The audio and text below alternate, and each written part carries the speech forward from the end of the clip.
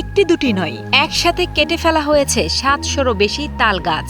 Naogaon bypass সড়কের দুই পাশে তাকালেই এখন চোখে পড়ে সারি সারি মুন্ডুহীন তাল গাছ।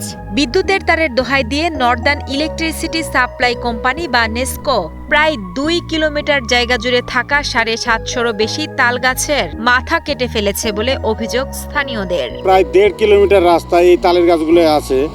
অনেক আগে থেকে আমি লক্ষ্য করছি যে এই তালের গাছ নেসকো ১ অফিস থেকে প্রায় এই গাছের মাথাগুলো কাটা হয়। এইভাবে যদি গাছগুলো কাটা হয় তাহলে আমরা আসলে পরিবেশ বিপর্যয়ের দিকে আরো আগায় যাব। স্থানীয়দের অভিযোগ, কোনো নিয়ম নীতির তোয়াক্কা না করেই নির্বিচারে চালানো হয়েছে এই বৃক্ষ নিধন। তাল গাছের মাথা কাটলে সেই গাছ আর বাঁচে না, এটা জানার পরেও কেন এমন নিষ্ঠুর আচরণ তা নিয়ে প্রশ্ন সবার। নেসকো অফিস থেকে প্রায়ই এমন অভিযান চালানো হয় জানিয়ে স্থানীয়রা জানান, এর ফলে এই এলাকার পরিবেশ ভারসাম্য নষ্ট হওয়ার পাশাপাশি ভবিষ্যতে বজ্রপাতের ঝুঁকিও বাড়বে। যেভাবে গাছ কাটা হচ্ছে সেভাবে গাছ আর হবে না, গাছটা আস্তে আস্তে মরে চলে যাবে, কারণ গাছ এইভাবে কাটা ঠিক না। এই গাছের যদি এইভাবে ডাল কেটে দেওয়া হয় একসময় এই গাছগুলো মারা যাবে, আমাদের বাইপাসের সৌন্দর্য আমরা হারিয়ে ফেলবো। গাছ থেকে ৬ ফিট দূরত্ব খুঁটি যদি দিত তাহলে এই গাছের ক্ষতিটা হতো না।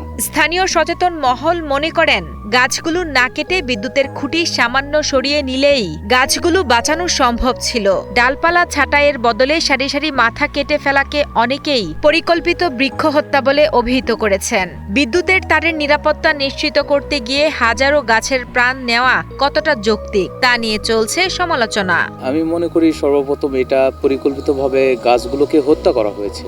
গাছেরও জীবন আছে, সেই গাছগুলোকে হত্যা করা হয়েছে এবং যে গাছগুলো কাটা হয়েছে সেই গাছগুলো না কেটেও কিন্তু গাছগুলো অপসারণ করা যেত।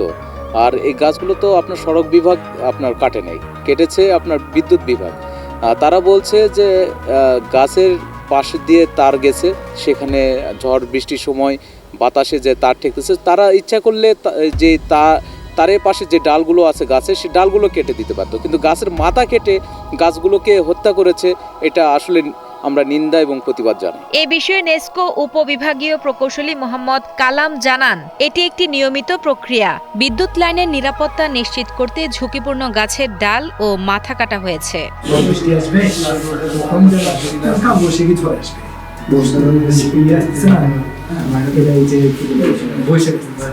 আমরা এই সময়টা কাটে যেন ঝড় বৃষ্টির সময়ে যে তাও বন্ধ হয়ে যায়, আমরা শীতকালে এই কাজটা করি।